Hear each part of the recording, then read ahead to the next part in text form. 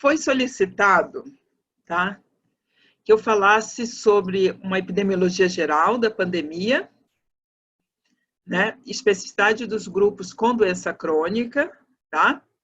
Então, tem 3 questões aqui, né? Uma, se já era esperado esse aumento, né, desproporcional de mortes de pessoas com doença crônica e maiores de 60 anos, o que devemos nos preparar para observar daqui para frente, e uma outra pergunta, se a maior mortalidade das pessoas maiores de 60 é porque se elas têm doença crônica não transmissível, né, ou se ela tem um risco independente, né, a idade ou a doença teriam riscos independentes. Foi assim que eu entendi a pergunta. Tá? Então, assim, de uma maneira geral, né, da pandemia, esse dado não está atualizado, eu sei que vocês têm dado atualizado a todo momento, mas o que eu queria chamar a atenção, porque vocês vejam que ainda não temos as 100.000 mortes aqui, isso é da semana passada, mas o que eu quero chamar a atenção aqui é simplesmente a letalidade dos casos, né, que está mundialmente está em torno de 6%. Eu quero chamar a atenção nesse gráfico aqui, que vocês observam que mesmo com o aumento do número de casos, né, assim, acumulado aqui, tá, a fatalidade, né, ela aumenta, então mostra que está se testando pouco, tá? Eu estou testando mais caso grave, então tem uma fatalidade maior dentre os casos registrados.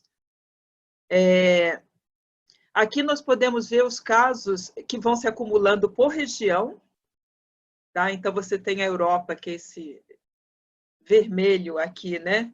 Nós tivemos muito poucos casos na Ásia ainda, tá? Que é esse azul, África é o azul clarinho, tá? América, esse amarelo, né? As Américas, tá? E a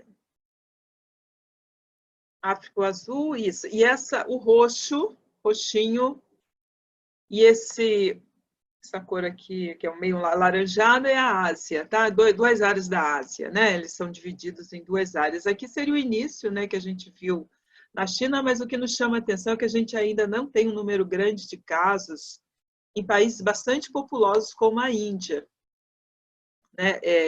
Pode ser por falta de diagnóstico, tá?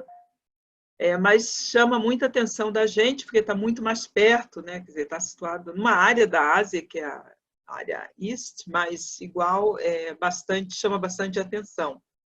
Mas, de alguma forma, a gente pode ver, por exemplo, aqui, né, se você vai por região, né, então aqui a Ásia, então você tem a China, né, com o maior número de casos reportados, entendendo que a China não teve uma epidemia em todo o país.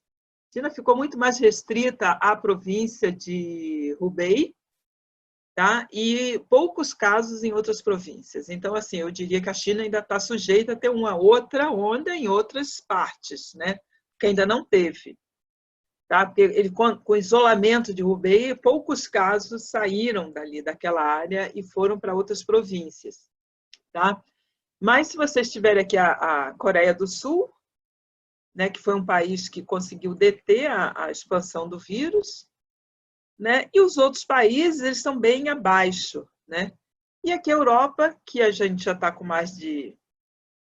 Né, uma quantidade grande de casos na França, Itália, Espanha, né? Alemanha, aqui, número de casos também, com a menor letalidade, claro, testa mais, então tem uma letalidade menor, a gente sabe que a letalidade está entre 1% e 2%, né?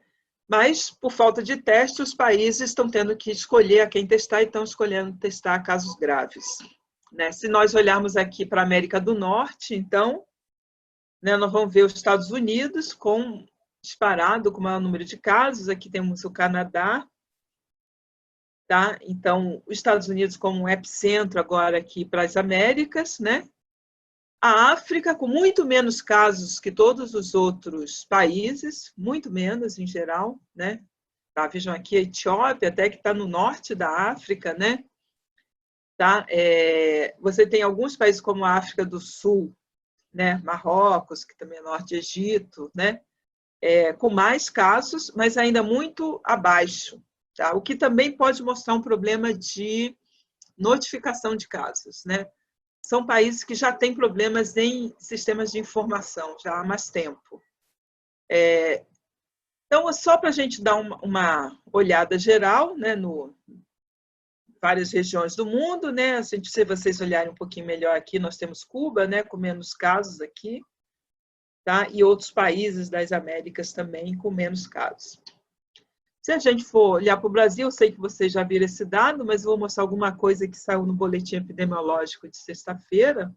Por exemplo, para o sexo, né? Isso aqui são mortes, tá? Então, quase 60% das mortes até agora foram de homens. Isso vai ao encontro de toda a estatística no mundo também, né? Assim, os homens estão morrendo mais que as mulheres, tá? Essa fica uma questão para a gente discutir. Tá? Será uma questão ligada ao sexo ou uma questão ligada ao gênero, e aí é o que significa, né? Atitude de homem e mulher em relação a problemas de saúde. Se a gente olhar, essa faz parte de uma das perguntas, né? Por faixa etária, nós temos que 75% das mortes foram de pessoas com 60 anos ou mais. 74% tinha algum fator de risco, tá? Então, por exemplo, na faixa etária, ocorreram algumas poucas mortes em jovens, 3 mortes em jovens de 5 a 19 anos, né? 10 mortes de 20 a 29, 30 a 39, 41 mortes, né? Aí vai aumentando de acordo com o grupo de idade, tá? Né? E você tem uma concentração nessas faixas etárias aqui. Você também tem, em termos de grupo de risco, né? Vocês podem ver, tá? O amarelo são pessoas de 60 anos ou mais. Essa outra cor mais clarinha é gente menor de 60 anos, tá? Então, cardiopatia, né? Mais gente mais idosa, até porque realmente depende muito da idade, a cardiopatia, ela vai se agravando, né, com a idade, à medida que você tem. Diabetes, as pneumopatias também, né? As doenças neurológicas, a doença renal, imunodepressão, obesidade. Olha, observem que obesidade e asma vai pegar um grupo mais jovem, tá? Porque eles são mais jovens. E é onde a gente precisa prestar atenção aqui, é nesse tipo de fator. No caso, a obesidade é um fator de risco, a asma é uma doença crônica, né? Que acometem grupos bem mais jovens. Depois vou mostrar um pouco dessa estatística para vocês. Aí, pensando um pouco na idade, eu separei para vocês as mortes do ano passado, de fevereiro, por pneumonia e influenza, tá? Em faixa etária, Brasil, foram 5.028 mortes em um mês, só por pneumonia e influenza, num mês que não é um mês de crescimento, né?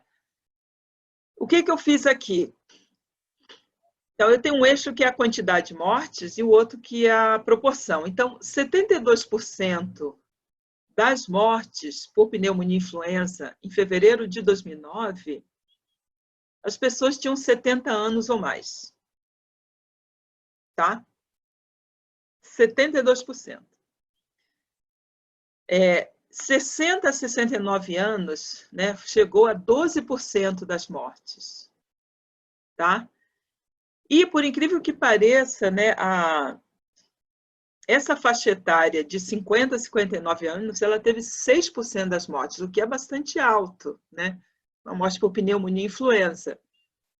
Tá? E a faixa etária de 40 a 49 anos foram 3,7% das mortes, e aí nós temos mortes em todas as faixas etárias, em torno de 2%, e os menores de 5 anos, 1,4%. O que me chama a atenção é esse grupo de 60 a 69 com 11,9%, 12%, e o grupo de 70 e mais com 72,5% das mortes por pneumonia e influenza.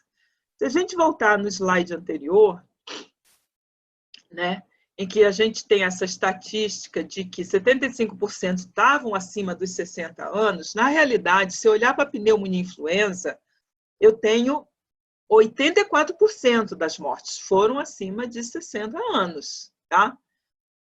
Eu estou olhando esse dado de 75% acima de 60 como um dado preocupante, mostrando que eu tenho mais gente jovem morrendo comparado a outros países.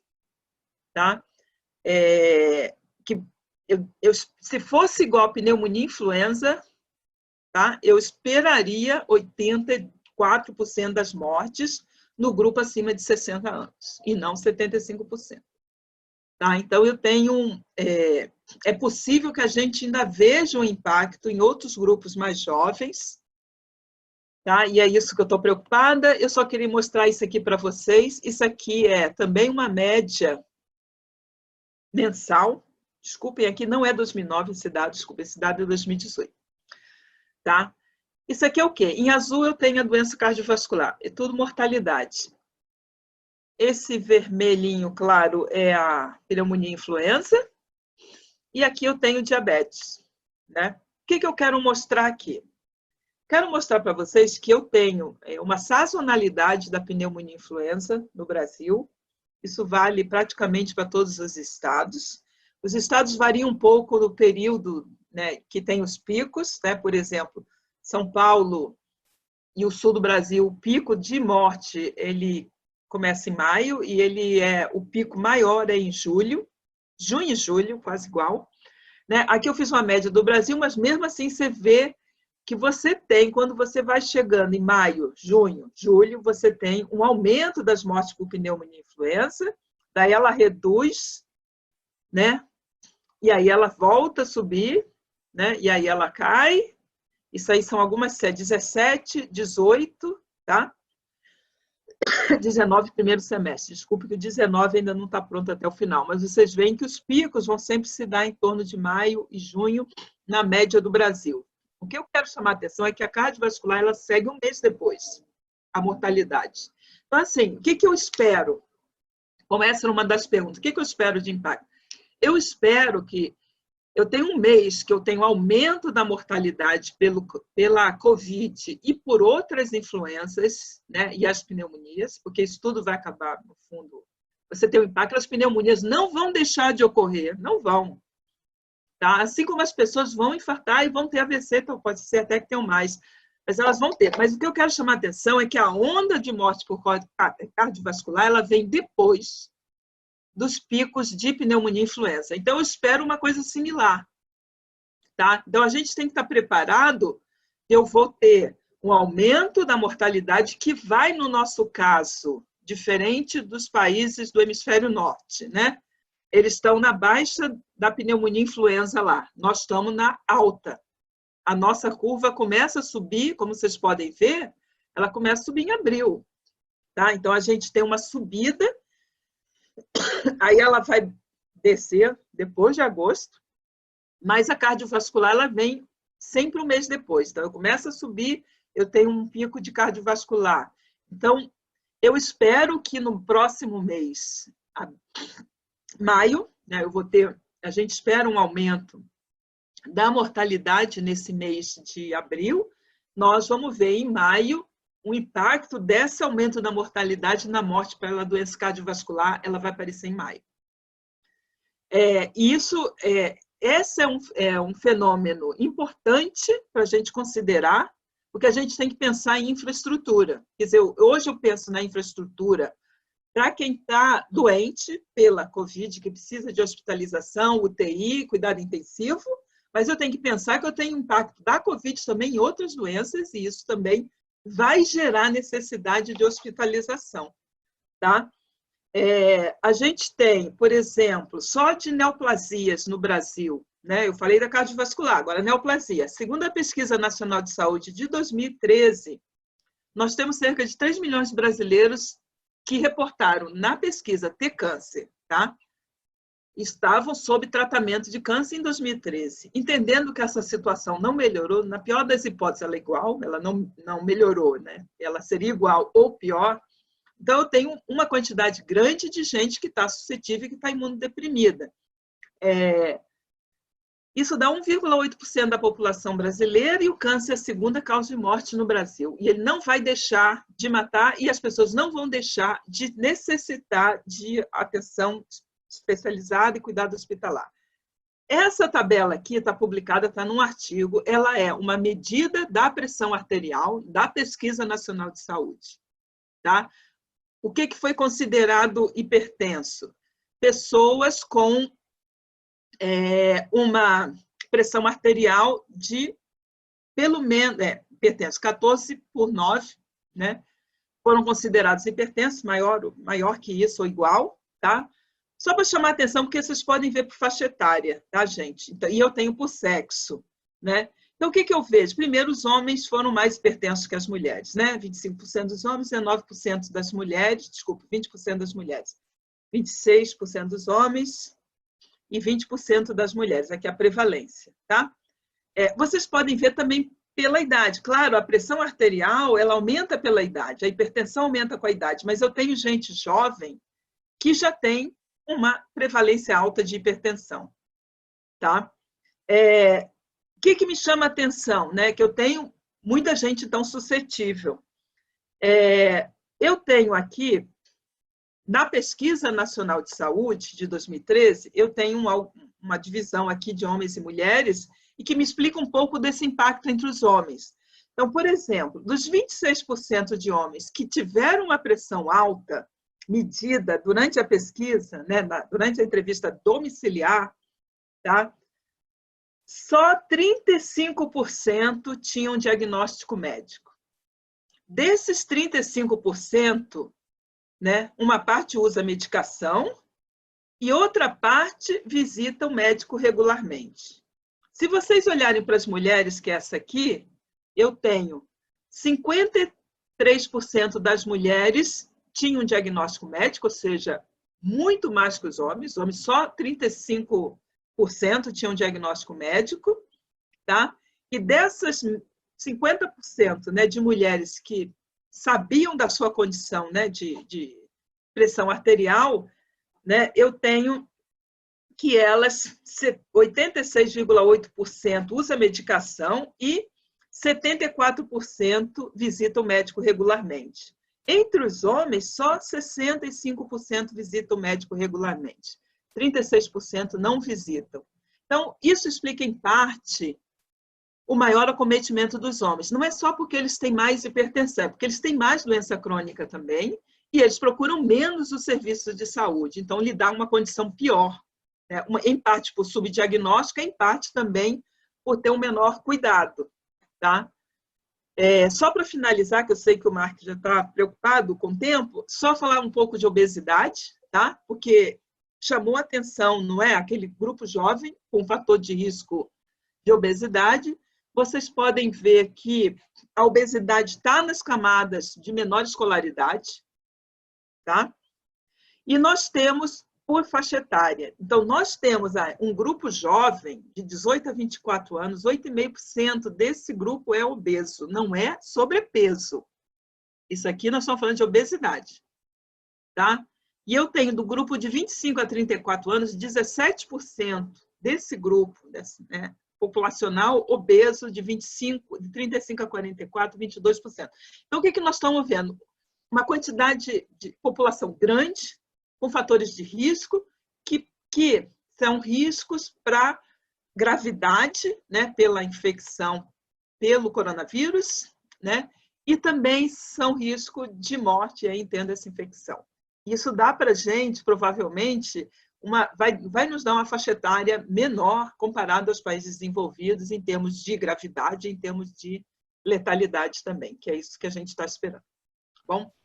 Obrigado, Mark. Desculpa se eu passei o tempo.